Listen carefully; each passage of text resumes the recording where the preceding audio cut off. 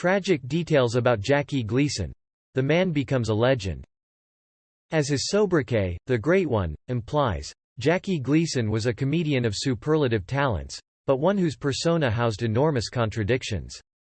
A literally larger-than-life performer who became a star on the small screen when he failed to achieve headline status on stage and in the movies during the 1940s, Gleason became Mr. Saturday Night during the next 2 decades, and helped to define the comic possibilities of television. Although he hosted a variety series for over 20 years, the corpulent comedian is best remembered for a situation comedy that lasted only 1 season, The Honeymooners. A high-living bon vivant, Gleason achieved success by never forgetting the lowly Ralph Cramdens who populated his boyhood. In a medium where understatement is the cool virtue, broad physicality and verbal bombast were the red-hot core of Jackie Gleason's game. Even as the medium became more refined, extravagance was Gleason's badge of distinction. His programs were always lavish spectacles, highlighted by gaudy dance numbers and glamorous starlets. On stage and off, Gleason presided like a monarch. But poverty and abandonment defined Gleason's childhood and his later conception of himself. Even in his glitziest productions, there was always a reminder somewhere of the tough mean streets of his youth. He was born in an impoverished section of Brooklyn on February 26, 1916. His brother died when Jackie was 3 and his father, an insurance clerk, deserted the family when he was 8. Gleason's mother supported her son by working in a subway token booth and living with rented furniture. Jackie quit school at an early age and worked as a pool hustler, comic high diver, and carnival barker to pay the rent. He found his calling as a master of ceremonies at Brooklyn's Folly Theater, and across the Hudson River at Newark's Miami Club. His quick wit with hecklers and his energetic charm landed him steady employment at Club 18, a cabaret in Manhattan. Movie executive Jack Warner caught his act and signed him to a Hollywood contract. Beginning in 1941, he played minor parts in a series of movies, including the musical Navy Blues, 1941, with his idol, Jack Oakey, and All Through the Night, 1942, a gangster yarn with Humphrey Bogart. Unrecognized by the movie crowd, he returned to New York in 1944 and began to attract notice on Broadway. His appearance in Artists and Models led to a larger role in the musical comedy Follow the Girls, for which Time lauded him as a likably loony comic. Gleason stole the show by impersonating a female naval officer, proving to himself that he could get away with more as a fat man. Offers began to pour in. He replaced Bob Crosby on a Sunday night radio show and emceed at Billy Rose's Diamond Horseshoe. In 1949 he was featured in the Broadway Revue along Fifth Avenue with comedienne Nancy Walker. Brooks Atkinson of The New York Times recognized Gleason's ability to move on stage as a priceless accomplishment in a man who wants to be funny. Later in 1949, Gleason returned to Los Angeles to star in a blue-collar situation comedy, Life of Riley, a television adaptation of a popular radio series about a bumbling aircraft worker. Producer Irving Brecker was unable to sign the lead of the original radio program, William Bendix, because of movie commitments. Gleason was recruited to play the good-hearted but incompetent Chester A. Riley in one of television's first comedies recorded on 35mm film. Chester's catchphrase, "What a revolting development this is," caught on, but Gleason's edginess and joie de vivre were missing without an audience. Although the series received an Emmy Award for Best Film Made for and Viewed on Television, Life of Riley was cancelled after 26 weeks. Bendix revived the role for television in 1953, and that incarnation ran for 5 years. Several months after the cancellation, Gleason landed a television role that was totally suited to his strengths. He was hired as host of the live variety series, Cavalcade of Stars, on the Dumont television network.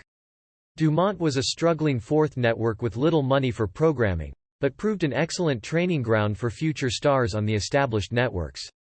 Both previous hosts of Cavalcade, Jack Carter and Jerry Lester, were stolen by NBC for big-time variety shows. In the 2 years that Gleason hosted the low-budget Dumont show, he laid the groundwork for his impending future success. On Cavalcade, the comedian developed the variety format, and his repertory of characters that would serve him well for the next 20 years. Unlike other variety hosts, such as Milton Berle or Sid Caesar, who relied mostly on new sketches each week. Gleason based his comedy on recurring characterizations, many of which were comic extensions of people he grew up with in Brooklyn. There was the ever-complaining Charles Bratton, known as the Loudmouth, the sweetly meek Fenwick Babbitt, who would sometimes explode, the hapless bachelor, a silent figure struggling to cope alone, and garrulous Joe the bartender, caught in an endless monologue about the idiosyncratic patrons of his establishment. Two creations revealed the polar sides of Gleason's sensibility: the innocent savant, the poor soul, a silent homage to the vulnerable, saintly little tramp of Charlie Chaplin, and the ostentatious playboy, Reginald Van Gleason III, a Baroque vision of wealth and grandeur. Jackie's most famous character, Ralph Cramden, debuted later than the others, but was probably Gleason's best understood creation. There were, as he explained, hundreds of them in my neighborhood. Gleason was so close to the yearning and unquiet desperation of his bus driver that he gave him the same address as his boyhood residence, 358 Chauncey Street. The Honeymooners began modestly enough as a 6-minute sketch portraying a long-married working-class couple who stayed together despite life's blows and disappointments. Unlike The Foolishness of Life of Riley, Gleason wanted this pair based on realism. He instructed his writers to make it the way people really live. Pert Kelton first played Alice, the wife, and gave her a battle-scarred feistiness. To everyone's surprise, the audience identified with the Cramdens' struggles, and the Honeymooners sketches became longer and richer in comic incident. For an early Reggie Van Gleason sketch, the show hired an agile player from the Maury Amsterdam show, Art Carney. Gleason and Carney hit it off immediately and remained partners in one way or another until the end. Carney had a cameo in the first Honeymooners sketch as a policeman, but he was so adept at playing sidekicks that the role of Ralph's buddy, the sewer worker Ed Norton, was quickly created for him. This pairing eventually developed an archetypal resonance with Carney, who would be a Sancho Panza to Gleason's Don Quixote. The other networks quickly recognized Gleason's popularity on Dumont. He appeared as a special guest star on CBS' The Frank Sinatra Show, and there was talk about making him a regular. He also hosted the Colgate Comedy Hour on NBC, and in 1952 William Paley, chairman of CBS, lured Gleason and his staff to CBS by quintupling his salary. The bigger budget for The Jackie Gleason Show, which premiered on September 20, 1952, allowed for splashier production numbers, including an opening extravaganza with the June Taylor dancers, which Busby Berkeley would have been proud to own. Gleason also employed beautiful Coreans, known as the Glee Girls, to introduce segments of the show, while he himself became one of the show's grand inventions, sipping his tea as if it were laced with alcohol and uttering his trademark phrases "How sweet it is," "You are a dandy crowd," and "away we go." Soon the Gleason show owned Saturday nights and was second in the overall ratings, behind I Love Lucy. On top for the first time, Gleason pushed himself into other creative arenas. Although he could not read music, he composed the signature melody for his variety show, Melancholy Serenade. Deciding that the common man needed background music for his pleasures, he composed over 40 mood albums, beginning with Music for Lovers Only, whose collective sales reached 120 million. He scored an original symphony and ballet, entitled Tawny, which the New York Times called a poem for eye and ear, a simply superb example of inspired television artistry. In 1954 Gleason also produced a summer music show for the Dorsey brothers, Tommy and Jimmy, which became the regular series, stage show. The comedian took personal credit for giving Elvis Presley his first network exposure on the Dorsey program. In 1953 Gleason made his dramatic acting debut, portraying a manipulative comic in a Studio One production. He starred in several live television dramas, which led to the resurrection of his movie career.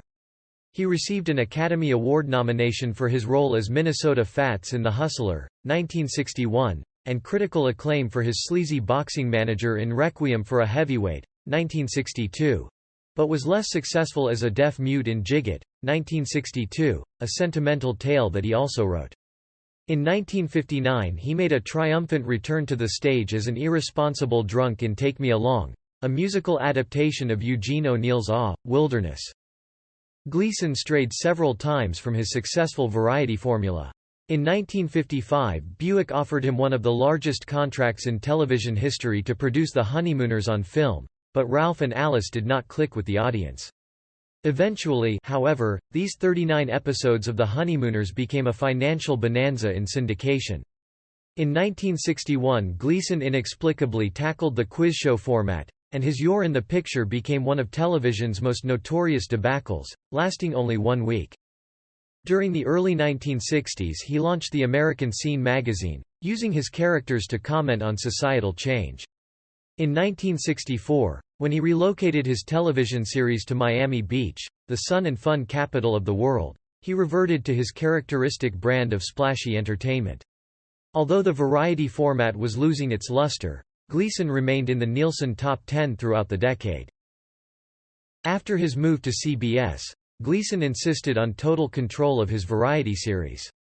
He participated in every aspect of production, from casting to set design to merchandising. With Orson Wellesian bravado, his end credit proclaimed, "Entire production supervised by Jackie Gleason."